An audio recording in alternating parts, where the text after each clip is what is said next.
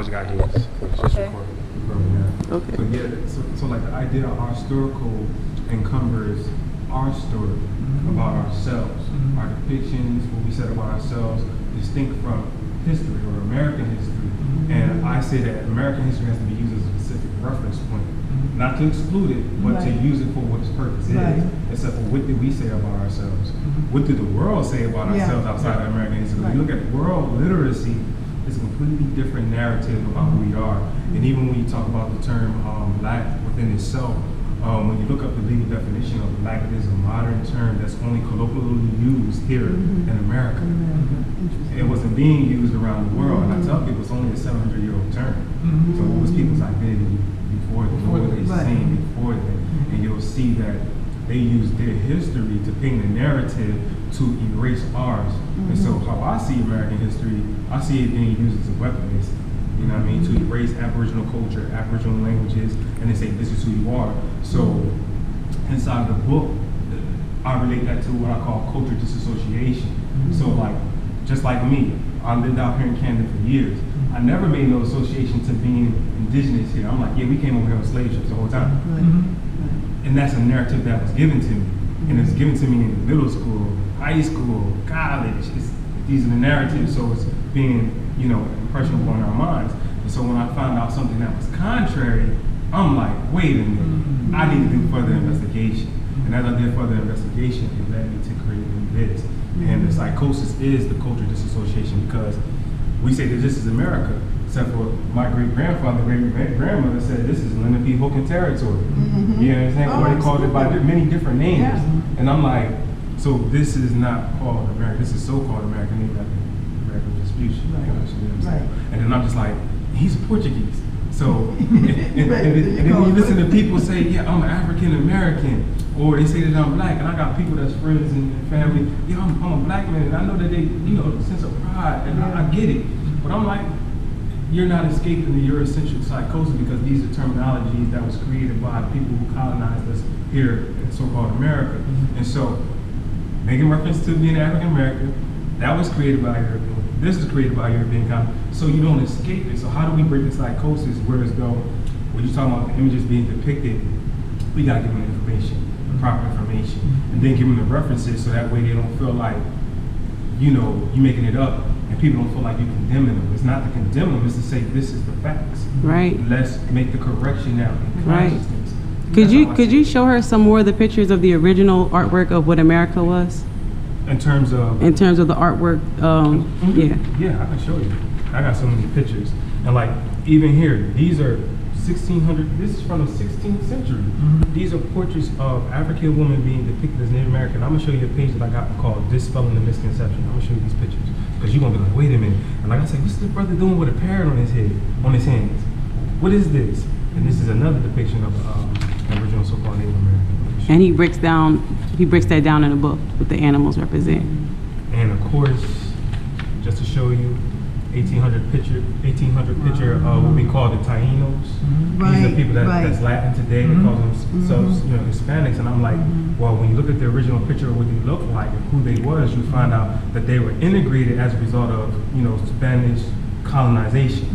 And so this is the traditional look of what they look like. And I'm saying we are the original Tainos, and one of the original names for the Tainos was called Arawak. So these are some of the images, and then I give the source references. And if you want to take pictures, whatever, you can. But I give source references to find these images, and you find them in different museums, especially overseas, in the libraries that they have in Russia, you name it. You find these images, but it's there for people to see, and you see what they look like.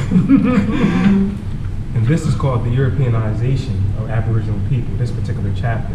And this section shows you ancient and original paintings, once looking like this, being depicted. You see this woman sitting here, you see that she's clearly African woman, then later on, the Europeanized it. And I purposely put it in gray and white because I wanted to minimize the culture and glorify our culture. So like my wife was saying, the book is all about grandeur. It's all about grandeur. And you see, this is Joseph Bryant. See, showing how his features changed over the years. So it's a lot of I don't want to put it on camera, but there's just so you can show them. The old picture. Here go another depiction. These are all representations of America. I give the reference to all of them, so you can see them. This is clearly African woman, and then later on they change them.